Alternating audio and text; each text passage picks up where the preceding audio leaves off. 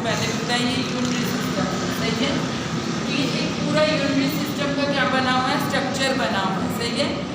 तो सबसे पहले जो है यूरिनरी सिस्टम क्या होता है कि यूरिनरी सिस्टम इन अज़ा पर मुश्तमिल होता है। किन अज़ा पर मुश्तमिल होता है, तो गुर्दों के ऊपर ये दोनों जो लोबिया की तरह बने हुए हैं इनको क्या कहते हैं, गुर्दे। तो इन दोनों गुर्दों के ऊपर मुश्तमिल होता है और जो गुर्दों के अंदर से मसाने तक का रास्ता है वो यूरिटर्स है। और ये क्या है, ये दो गुर्दे हैं और दो ये यूरिटर है, राइट साइड पर भी लेफ्ट साइड पर भी, सही है। और ये यूरिटर कहाँ पर आ रहे हैं, इस मसाने के अंदर आ रहे हैं, सही है। तो ये कितने हिस्सों पर मुश्तमिल हो गया, दो किडनी हो गई, दो यूरिटर हो गए, एक ये हो गया ब्लैडर हो गया और यूरेथ्रा हो गया, सही है। और इन किडनीज के ऊपर एड्रेनलिन ग्लैंड होते हैं, दोनों के ऊपर क्या होते हैं, एड्रेनलिन ग्लैंड होते हैं, सही है। तो ये जो यूरिटर्स हैं ये क्या करते हैं कि जो भी वेस्टेज जो पेशाब होता है उनको मसाने के अंदर लेके आता है और फिर जब मसाना भर जाता है तो फिर मसाने के ज़रिए जो है मतलब मसाने से फिर यूरेथ्रा में आता है और यूरेथ्रा से सारा यूरिन बाहर आ जाता है, ठीक है। फिर अब यूरिनरी सिस्टम के अफ़आल क्या होते हैं, काम जो होते हैं। एनाटॉमी फिजियोलॉजी में एनाटॉमी अगर अहम होती है, ये सारे हिस्से अगर अहम होते हैं तो फिर इनके अफ़आल भी बहुत अहम होते हैं, ठीक है। अफ़आल का मतलब होता है काम, फंक्शन, कि मतलब ये जो यूरिनरी सिस्टम है इसके क्या काम है। तो इसके जो काम होते हैं, गुर्दों का जिस्म में जो बुनियादी काम है ये क्या करता है, ये अखराज का काम करता है। अखराज का मतलब क्या होता है कि जो भी वेस्टेज है उनको बाहर निकाल देना, ठीक है। तो इस जो है अखराजी निज़ाम में और कौन कौन से अज़ा आ जाते हैं, जैसे कि जिगर हो गया, फेफड़े हो गए, आंतें हो गई, ये जो भी बेकार जो वेस्टेज चीज़ें होती हैं उनको कहाँ निकाल के बाहर फेंक देते हैं, ठीक है।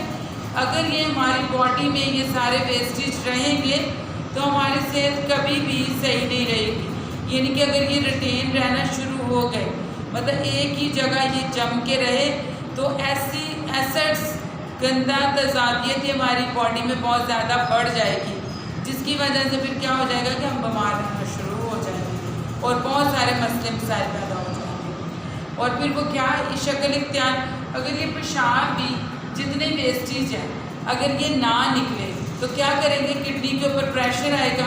जब किडनी के ऊपर प्रेशर आ जाएगा तो ये वेस्टेज अगर यूरिन के रास्ते बाहर नहीं जा रहे तो कहाँ जाएंगे, हमारी बॉडी में रिटेन होंगे। हाथों पैरों के ऊपर सूजन आ जाएगी जिसको हम एडिमा कहते हैं। तो वो एक निशानी होती है कि वेस्टेज क्या है, हमारी बॉडी के अंदर ही रह रहे हैं, ठीक है। तो इनका बाहर निकल जाना बहुत ज़रूरी होता है। फिर ये खून को छानना यानी फ़िल्टर करने का काम भी करते हैं। ये जो है गुर्दे ये खून को फ़िल्टर करने का भी काम करते हैं। फ़िल्टर क्या करते हैं बेटा कि खून को फ़िल्टर करने के बाद प्रोटीन और खून के खुलियात खून में रह जाते हैं और जो बाकी चीज़ें वेस्टेज होती हैं वो सारी बाहर चली जाती हैं। यानी कि प्रोटीन और खून के जो अहम खुलियात होते हैं वो रह जाते हैं, जो कारामद चीज़ें हैं, और जो वेस्टेज होता है वो सारा सब पेशाब के रास्ते बाहर निकल जाता है, सही है। तो ये क्या हमारी बॉडी में फ़िल्टर का भी काम करते हैं। क्या चीज़ फ़िल्टर का काम करते हैं, क्या बोलो, खून को भी फिल्टर का काम, खून को फिल्टर करने का भी काम करते हैं। हाँ बोलने दोस्तों, हाँ तो उसमें क्या करते हैं कि जो प्रोटीन और अहम चीज़ें होती हैं उनको रख लेते हैं और बाकी जो वेस्टेज होता है उसको क्या कर देते हैं, बाहर निकाल देते हैं, सही है। फिर खून के मुनासिब मिकदार को बरकरार रखते हैं। यानी कि खून की जो मुनासिब मिकदार है उसको बरकरार रखना भी इसी यूरिनरी सिस्टम का काम है, इन गुर्दों का काम है। गुर्दे खून की मिकदार को बरकरार रखने में अहम किरदार अदा करते हैं। ये हमेशा बेटा याद रखना कि गुर्दे जो हैं ये खून की जो प्रॉपर मिकदार है हमारी बॉडी में उसको बरकरार रखने में कौन अहम किरदार अदा कर रहा है, गुर्दे यानी कि किडनी, सही है। ये या तो पतले या पानी मिले हुए पेशाब यानी कि यूरिन डायलेट की बहुत ज़्यादा मिकदार पैदा करके, या फिर बहुत गाढ़े यानी कि बहुत कम पानी वाले पेशाब की बहुत कम मिकदार करके जिस्म में खून की मिकदार को बरकरार रखते हैं। यानी कि या तो ये कैसे खून की मिकदार को बरकरार रखते हैं कि कभी मतलब यूरिन जो है बहुत गाढ़ा आना शुरू हो जाएगा, सही येलोइश कलर का, कभी बिल्कुल पानी की तरह पतला आना शुरू हो जाएगा। तो इसीलिए इस मिकदार को प्रॉपर रखने के लिए क्या कि हमें पानी भी लेना बहुत ज़्यादा ज़रूरी होता है। अगर हम पानी ज़्यादा नहीं लेते तो ये क्या होता है कि सही तरीके से फिल्ट्रेशन नहीं हो सकती। तो इसीलिए कितने गिलास दिन में पानी लेना चाहिए? 8 गिलास, 8 से 12, ठीक है, ये मस्त है, इतने तो आप लेंगे, ठीक है, पानी लेना चाहिए आपको, सही है। फिर उसके बाद क्या करते हैं, खून में सुरख फुलियात की पैदावार को बढ़ाते हैं, यानी रेड ब्लड सेल जो है वो कहाँ पर ज़्यादा बनते हैं? किडनी में, यानी कि ये उनको बहुत ज़्यादा, और तो जैसे अभी हमने वो पढ़ा था कि स्प्लीन में भी, लेकिन ये कि यहाँ उससे भी ज़्यादा रेड ब्लड सेल जो है उनकी पैदावार यहाँ पर क्या होती है? बढ़ती है, सही है, ज़्यादा होती है, जो कि हड्डियों के गूदे में सुरख फुलियात की पैदावार जो होती है इसकी भी निगरानी करता है, सही है। फिर उसके बाद विटामिन डी बनाना, गुर्दे जो है विटामिन डी बनने के अमल की भी निगरानी करते हैं, सही है। तो अभी तक हमने क्या क्या सीखा है कि ये फिल्टर करते हैं, फिर खून जो खून में जो भी अहम फुलियात होते हैं उनको स्टोरेज करते हैं, प्रोटीन को स्टोरेज करते हैं, वेस्टेज को बाहर निकालते हैं और खून के सुरख फुलियात को बनाते हैं और विटामिन डी को बनाते हैं, सही है। और थर्ड आ जाता है विटामिन डी, और खून में कैल्शियम की सतह को भी कंट्रोल करते हैं। अब ये देखो, विटामिन डी को भी पैदा करते हैं और कैल्शियम की सतह को भी क्या रखते हैं? बरकरार रखते हैं। अगर गुर्दे सही काम नहीं करेंगे तो कैल्शियम भी सही तरीके से हमारे बॉडी में बनेगा नहीं, सही है ना, विटामिन डी बनेगा, क्योंकि जब हम कैल्शियम लेते रहते हैं बेटा तो अगर विटामिन डी ना हो तो वो हमारी बॉडी में सही क्या एब्जॉर्ब नहीं होगा। तो इसलिए कैल्शियम को एब्जॉर्ब करने के लिए विटामिन डी की ज़रूरत होती है, तो वो कहाँ पर होता है? किडनी में होता है, ठीक है। तो फिर आ जाती है इसकी सांप। तो गुर्दे जो होते हैं ना ये एक मुट्ठी के बराबर होते हैं, इससे ज़्यादा नहीं होते, और ये लोबिये की शक्ल के होते हैं। जो बीन्स होते हैं, लोबिया जो होता है ये उसकी शक्ल के होते हैं, और ये रीढ़ की हड्डी के दाएं और बाएं जानब होते हैं। बीच में स्पाइनल कॉर्ड होती है, दाएं और बाएं जानब जो है ये दोनों गुर्दे पाए जाते हैं, सही है। गुर्दे के 2 हिस्से होते हैं, बैरूनी हिस्से को हम क्या कहते हैं, जो बाहर का हिस्सा है उसको हम क्या कहते हैं?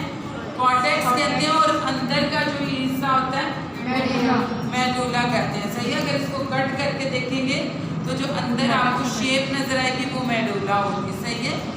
तो ये इसके क्या हैं, 2 जो हैं इसके, ये बहुत बैरूनी यानी कॉर्टेक्स और मेडुला, ये भी बहुत अहम है। फिर इसके ऊपर आ जाते हैं एडर्नल ग्लैंड, जो मैंने अभी आपको पहले बताया था।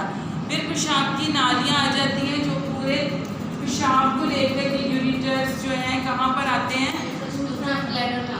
ब्लैडर में आते हैं, सही है। फिर ये कि मसाना और यूरिनरी ब्लैडर। अब हम किडनी पढ़ ली, यूरिटर्स पढ़ ली, उनके काम पढ़ लिए, अब हम इस ब्लैडर को कर रहे हैं, ठीक है। तो ये ब्लैडर क्या होता है बेटा?